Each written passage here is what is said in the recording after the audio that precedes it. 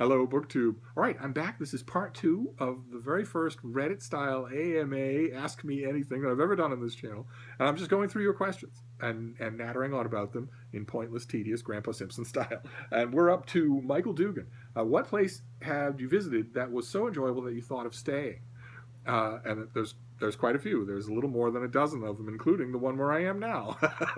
uh, in the places that I've gone in the world, most of them, 99.9% of them, I've just gone through.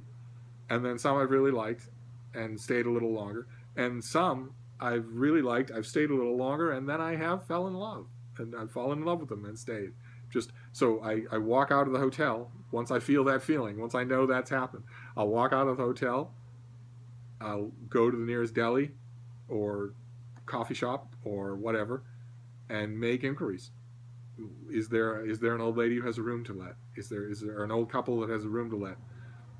And just sign on for a longer time. I've done that in many places, including places that are unrecognizable now. I lived in for months and months and months in Kuala Lumpur before it was air conditioned. it's like something out of Blade Runner now. I hardly recognize the pictures I see of it. I lived on the farthest most western coast of Ireland in the middle of nowhere. I lived in Venice, of course, and Boston and Hermosa Beach, beautiful Hermosa Beach. And that was always a wonderful feeling when that moment would happen, when I would realize, okay, well, I've got my dogs on the bed, but then on the floor next to the kitchen table waiting for handouts, I've got the local dogs that I've picked up over the last few weeks. Maybe it's time that I stay and get to know this place. And that's always a wonderful feeling. I don't do that anymore. It's a little melancholy to think I never will again. But yes, the answer to the question is I have visited places that I loved so much that I wanted to stay. Let's see here. $10 Word says, what are your 5 favorite books dealing with World War I? Boy, there are so many. J.G. Myers, The World Undone, is a relatively modern 1-volume narrative of the history of World War I that was really good. Then an older one would be Wolfe's book In Flanders Fields. It's, I think, 70 or 80 years old now, but it's really, really good, tremendously good. William Philpott's book Three Armies on the Somme is about the larger Somme campaign, and you'd think every word that had ever been written on the subject, but his book is so good. What else? Dreadnought by Robert Massey. It's not technically about World War I. It's about the build-up to World War I, though, so I think it counts. And it's tremendously good, just enormously readable. Oh, and most of all, in terms of literature, in terms of the borderline between history and literature, Mr. Wilson's War by John Dos Passos, which really ought to be required reading in American schools. I don't know why Dos Passos has disappeared, but that book in particular ought to be a black spine Penguin classic with a really nice futurist cover on it. And I don't know why it isn't. It's an amazing reading experience. If you can find a copy in your library, most of them don't have it anymore, I strongly recommend Mr. Wilson's War as a book. Let's see here. John Dunbar says, I often find myself wondering how Steve would review a certain book, what his opinion is on a news subject, author, current popular craze, etc. Would you ever consider doing a specific... Oh, right. Okay, I read this. Would you ever consider doing a specific video request for pay for your loyal viewers? This could be a good way to offset your book mailing expenses. Isn't that nice? I admit, it does get expensive mailing books to rural New Zealand where all of you live. But I don't need pay to do it. I think it's a great idea. What is essentially asking for is on-demand Grandpa Simpson rants. Just on-demand, on-topic Grandpa Simpson rants. I think that's a wonderful idea. If the rest of you want to do that, then, just sound off, and we'll set up a day of the week, and you can just submit possible topics, and I'll go to town. I never need much in the way of urging to natter on. Let's see here. Buzz Selus says, you said earlier in an episode on Shakespeare that despite his many faults, Shakespeare... Oh, right, okay. What do you consider Shakespeare's faults to be? I answered this question already. And it's the obvious stuff. He can be precious. He can be predictable. He dive bombs for puns, even at the expense of a whole scene. He tends to lose interest in characters, and you can feel it. You can see it on the stage when he's lost interest in a character. Structurally, even at the height of his powers, his plays can sometimes structurally be a mess. He's not a perfect writer, in other words, is what I'm saying, despite the fact that Harold Bloom thinks he is. Lindsay Robertson says, you've mentioned that you've known many authors in your lifetime. Can you elaborate on who some of your author friends were slash are? I have known many authors. Either once, either I met them when they were authors by either writing a review that they really liked. That's actually happened to me a number of times, where I've written a review of something and an author has written to me. Because I'm not hard to find anymore now that the internet exists. It's not hard to write back, to find somebody and write them a note. It's happened many times where an author has written to me and said, thank you for that review. It seemed like you got what I was trying to do more than anybody else. That's a tremendous feeling. I love that. And when an author does that, I guess it might be a breaking with protocol of my profession, but I don't just say thanks and then tootle off. I latch onto them. I say, thanks very much. Tell me how you are. What are you writing and what are you doing now? I don't think there's anything wrong with that, because I just operate on the assumption that no one is going to accuse me of losing objectivity because of that fraternizing, or of not knowing that I have. If I become such friends with an author that I can no longer review their works objectively, then I won't review their works. And if I review their works, then no matter how close a friend with them I am aware of the fact that I can still assess their work. And every once in a blue moon, somebody will come along in my life, either a reader or a person that I know, and suggest otherwise. That's not a healthy thing to do. And in terms of the authors I've known in the past, well, they're not. I'm not sure that the ones who are alive now would be comfortable with a parade of names. The ones from the past, I'm pretty sure that if you watch all of these thousands of videos that I've done, you'll be able to guess who some of them were. I'm pretty open about it. Think Boston and Iowa, and you won't be far off. Let's see here. Matthew L. Says, I want to know, who are your top 5 favorite Japanese authors not named Murasaki Shikibu? Oh, where did you go? Well, he disappeared here. This question is inspired by the fact that I'm finally going to read The Tale of Genji. Oh, good for you. You should read The Tale of Genji.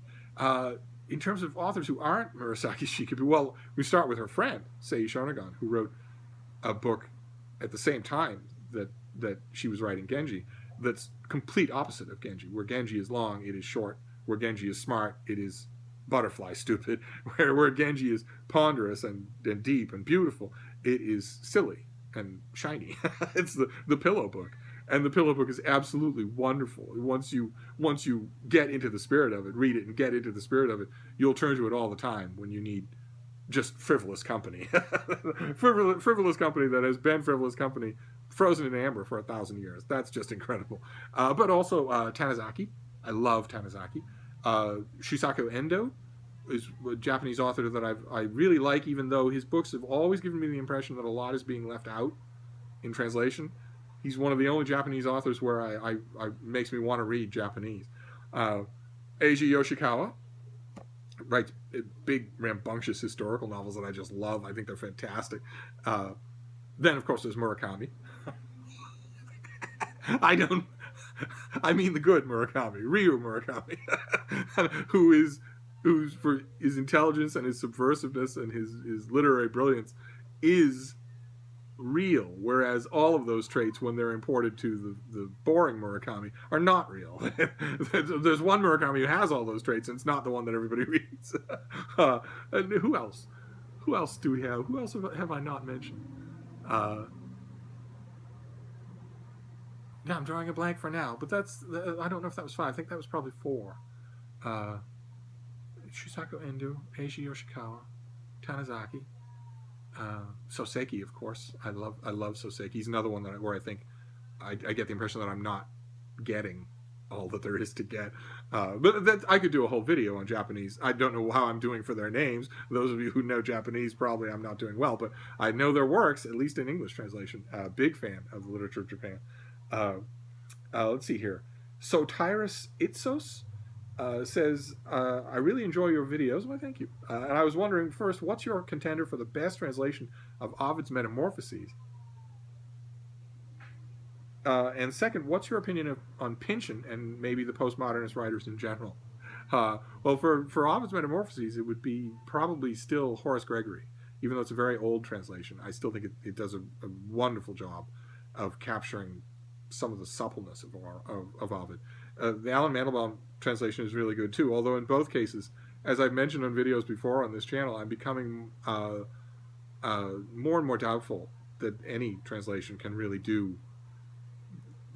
Every time that I read a new translation of Ovid now, or any ancient Roman poet, and then immediately go back to the Latin, all I notice anymore, I used to be in the past, I would notice, oh, the translator did a really good job of this, really good job of that. Nowadays, all I notice is what they didn't do, what's not there, and what a reader of English only, reading only their translation, would never even guess they were missing.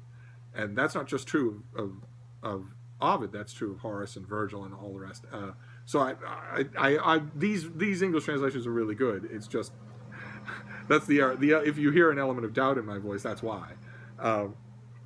As for Pynchon and the postmodernists, well, those are actually two different questions, because I think Pynchon is genius. I think he's just fantastic, and he strikes me as a postmodernist who's not relying on the gimmickry of postmodernism in order to achieve brilliance, which is the whole point. That's the whole thing. If you're writing a postmodernist or a postmodernist book and you've got one word on a page and the rest of it's blank, or you've got a page full of words and half of them are redacted in black, or you've got in the middle of the book you've got a little vinyl record that I have to detach and play.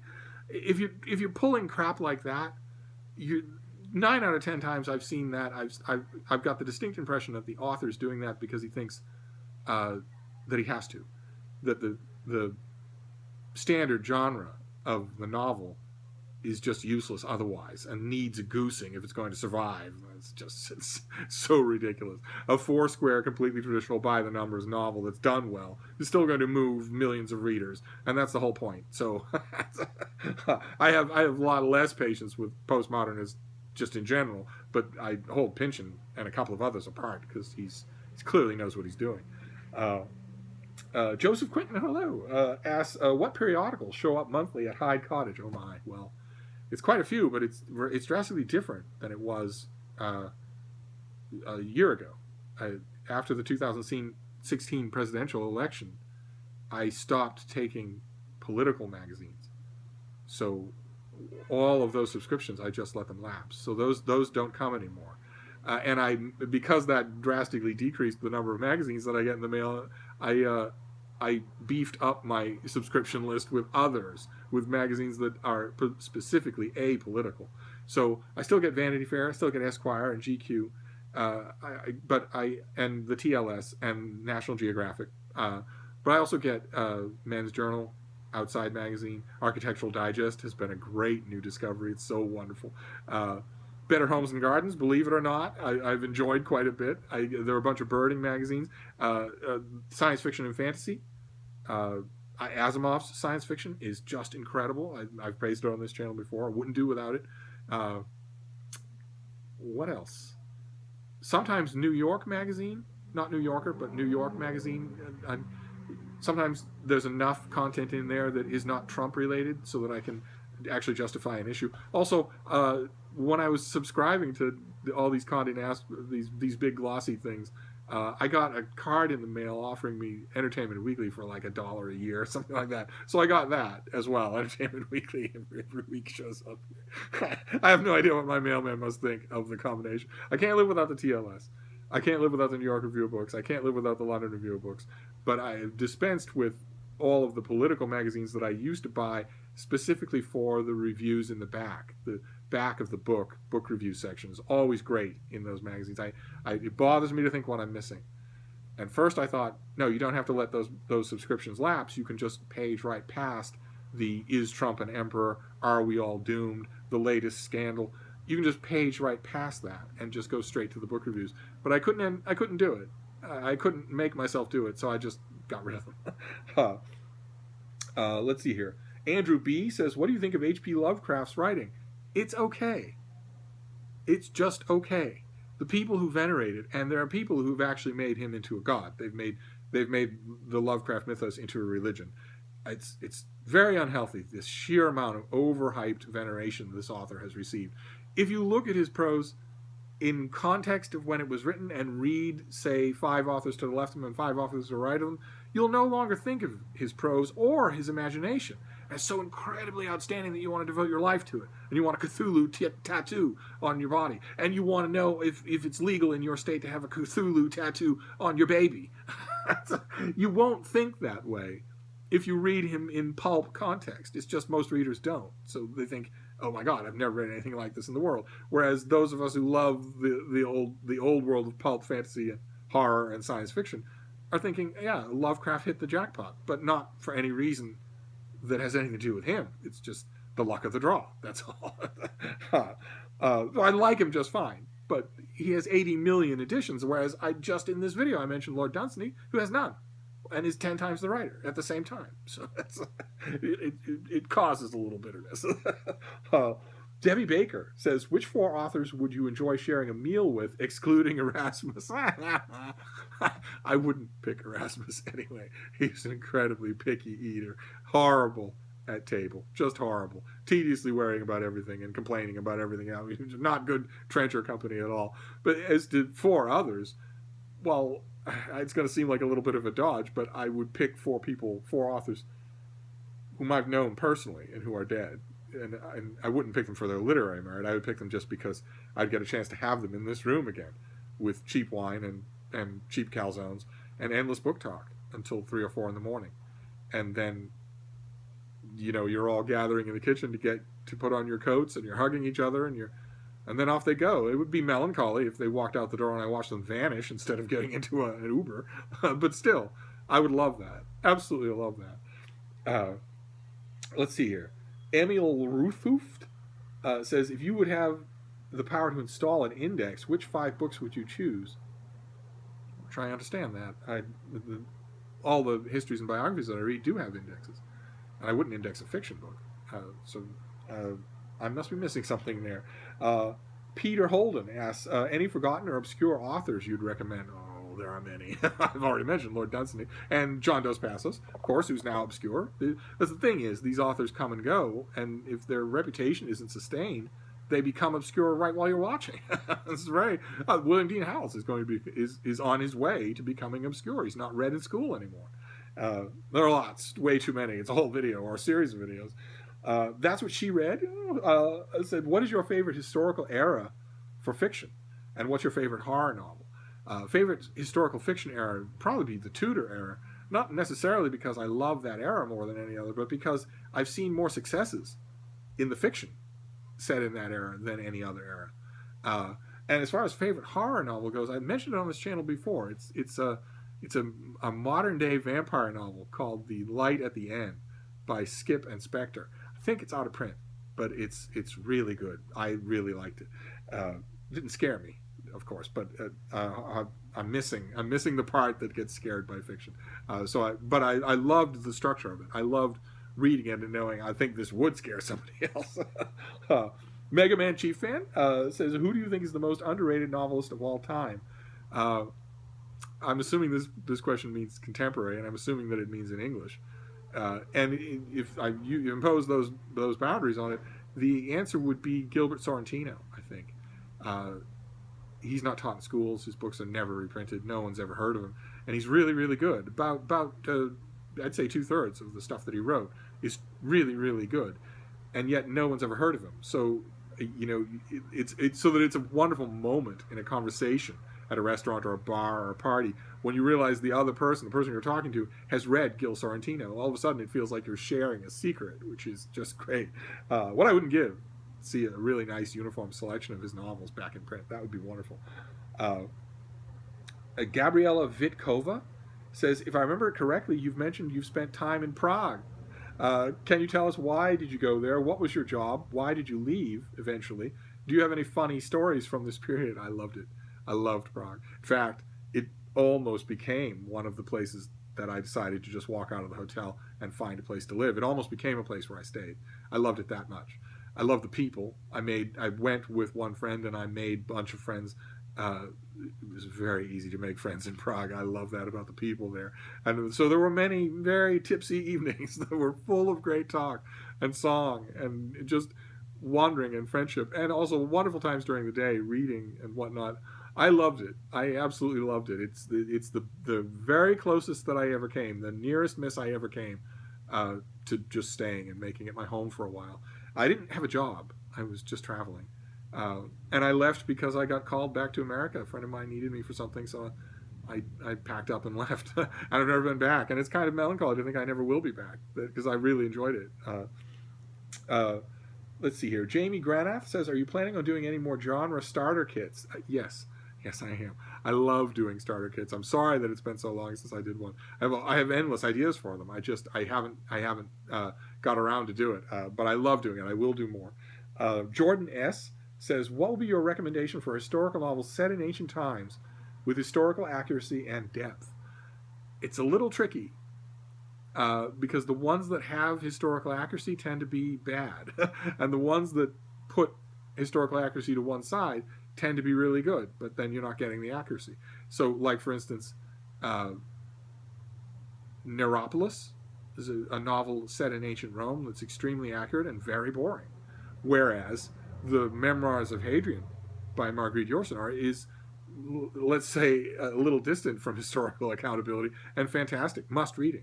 So I'm having a hard time thinking right now of historical epic set in ancient times that's extremely accurate and also extremely readable. Maybe Pompeii by Robert Harris, but then we don't know much about the eruption of Vesuvius. So the author had a freer hand. Let's see here. Elena O'Brien says, could you tell us more about your mentor, the person who taught you the love of reading?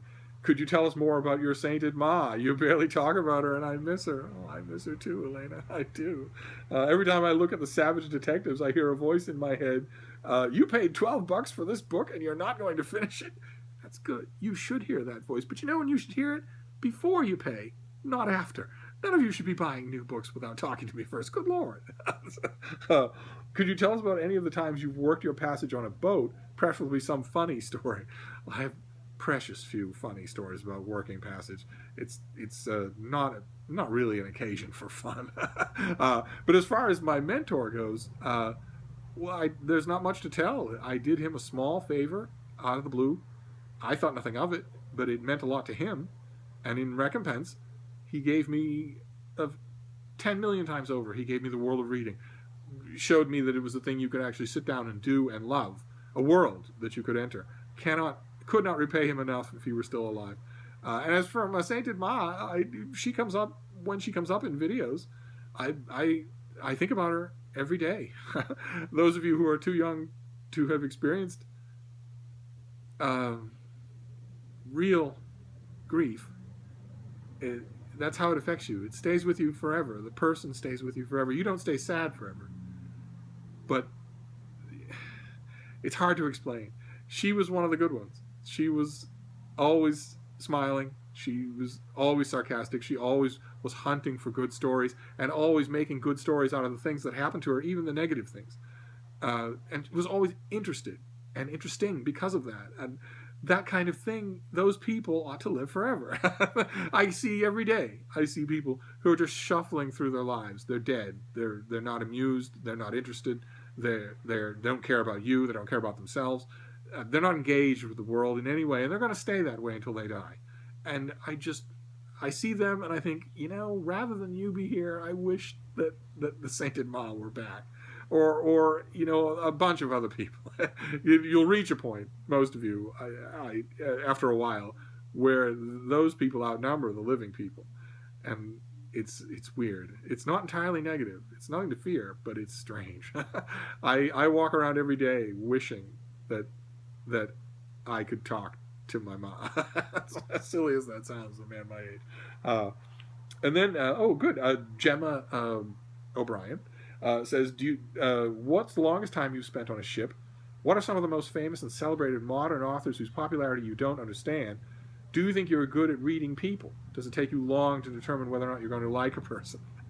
I do think I'm good at reading people in most circumstances. And the reason is because I learned it as a kid. I was raised and socialized by the single best species at reading humans. scientifically determined. It's not humans, and it's also not other primates like chimpanzees. It's dogs. They are the best species in the world at reading humans, and I learned from the masters. The longest time I've ever spent on a ship, I think, is around 4 months, which doesn't sound like long, but it's a very long time with the same people in the same quarters without any sight of land. As most celebrated modern authors whose popularity you don't understand, that's a lot of people. Jonathan Franzen, for instance, I've mentioned on this channel before, in his novels, he's so clearly talking down to his readers, and they seem to eat it up. A lot of them do. And I don't get that. It just mystifies me. Same thing with John Green. I've read all of his novels, and they all strike me as just so obviously, bitterly, cynically manipulative that I don't believe that he believes in them for a minute. And so his popularity confuses me. I can't understand why young adults read his stuff. Young adults are traditionally the smartest people I know. I don't understand why they read his stuff and don't immediately see through it. And I could go on with examples. It's a lot. Let's see here. SFF reviews from Peg. Oh, Peg. Hello, Peg. It says, what happened to the lovely hand-crocheted blanket Afghan that you used to have draped over the back of the couch? Did it go away with Dear Lucy? Oh, no, it didn't go away with Lucy. No, it's just I have a bunch of blankets and Afghans here in the place, and I shift them around, from place to place, just grab one when I need it. And also, they regularly go through laundry cycles, otherwise they'd be covered in dog hair. So it's just in the other room, but I still have it. And the reason it's so pretty is because it was made by the Amish. All of my Afghans were made by the Amish. Let's see here. Highbury says, have you ever signed up for Jeopardy? You might kill in the nonfiction and history categories. Might? No, I've never done it because I picture that it would be a classic Cliff Clavin moment. I would sign up, I would get chosen, I would walk out onto the stage, I would stand at my podium ready for anything, and a category would come up, books and reading, and I would freeze. Just like in the classic Cheers episode, I would get the perfect category and freeze. Let's see here. Allie on Fire says, do you have any tips for people who want to become full-time book reviewers? I saw this already. And yes, I do. First tip, contact me. Might as well. There are other first steps that you could follow, but I'm right here. I'm happy to help. CM Spiff says, who do you consider to be the greatest U.S. president of all time? John F. Kennedy.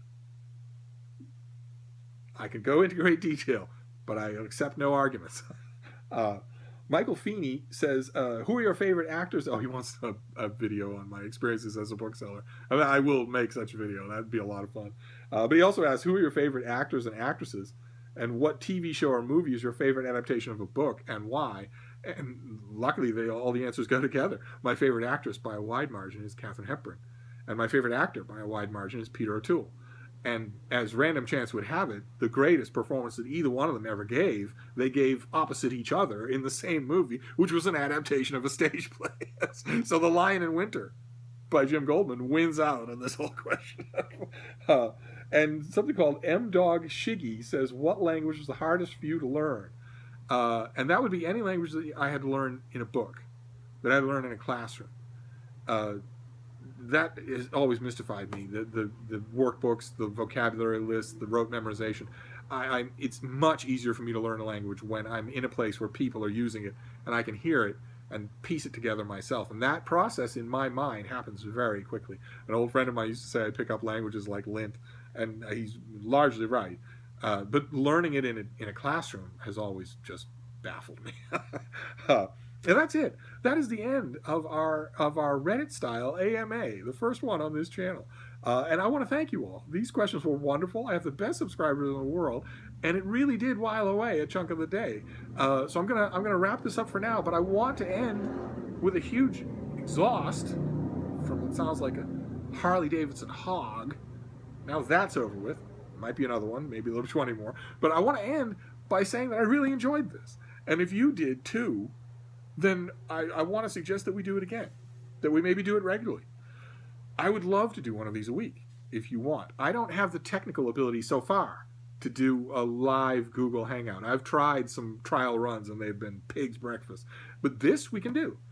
So let me know in the comments field if you want to do this again. I would be happy to do that.